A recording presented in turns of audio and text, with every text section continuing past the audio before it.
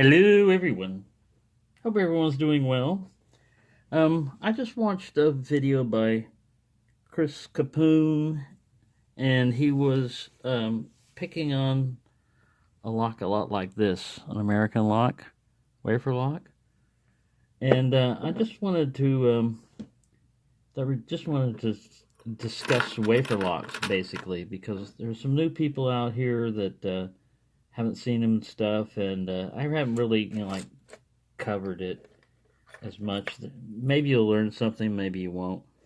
Um, I love wafer locks. They used to use them a lot in the older locks, like the Yales right here, and they call them disc tumblers sometimes, but it's a wafer lock. All right, it's called it.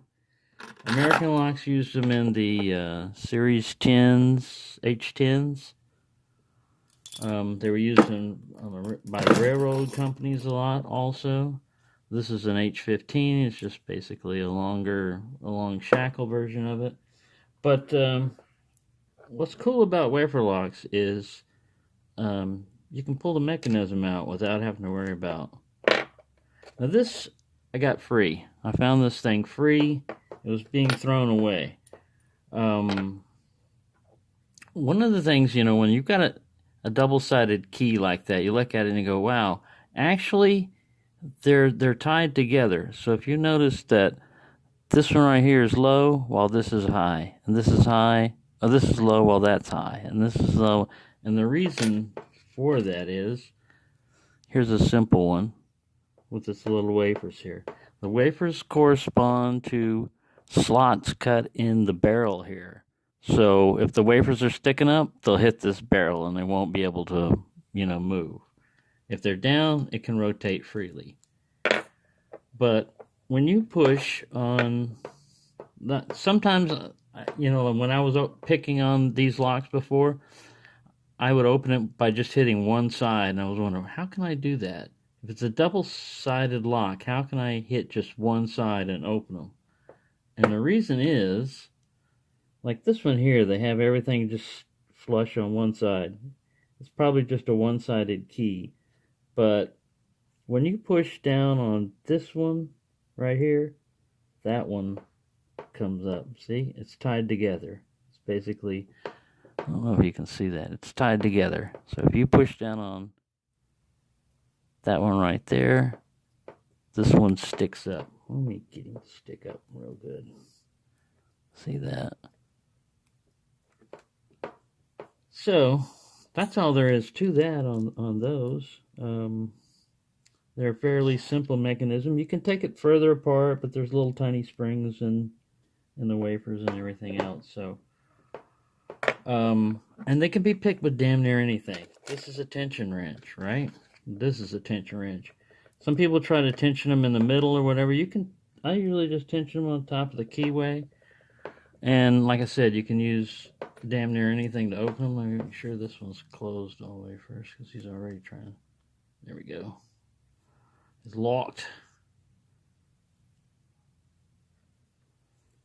Sometimes it helps to hit both sides. But like I said, sometimes you can just hit. It just depends on, I guess, the bitting of the particular lock. But I did this before. Of course, here comes the camera shyness and stuff, because I did this off camera and it opened up fairly quickly. And I thought, man, if it opens up with this tension wrench, it'll open up with anything. Yeah, any flat piece of metal.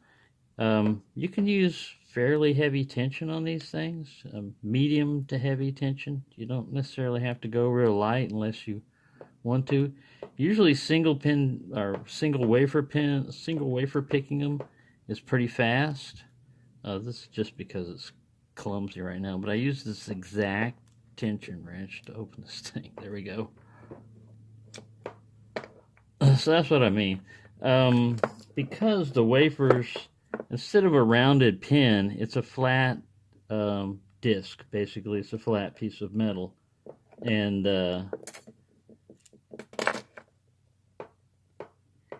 it's like these that you're pushing up on when you go in here, And you can see them in there. See, they're not rounded. So anything that mashes down on that, you know, will work. That's why raking it will kind of like work, because as you're hitting one side, the other side goes up. And it's however these are set to be flush, you know, whatever it takes to make them flush. There's individual cuts in there. I don't have one completely torn apart, but this one's gives you a pretty good idea. So there you go. They used to use them a lot in older padlocks and stuff. That's my lock board back there rattling around. And one lock jumped off the board just a little while ago, and he's trying to hide back behind the table. Trying to escape. I got to get a cat in there to look at it and examine everything. Yes, everything's cool.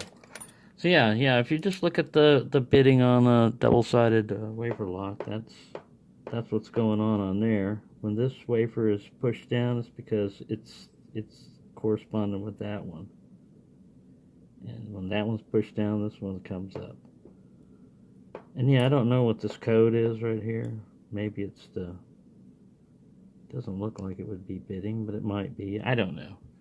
But yeah, Junk Unk Bros. This is a Style L. They're pretty cool little locks, but they're, like I said, they're fairly easy to get into. So there you go. Let's talk wafers, not waffles, wafers. Thank you for watching, and happy picking, everyone.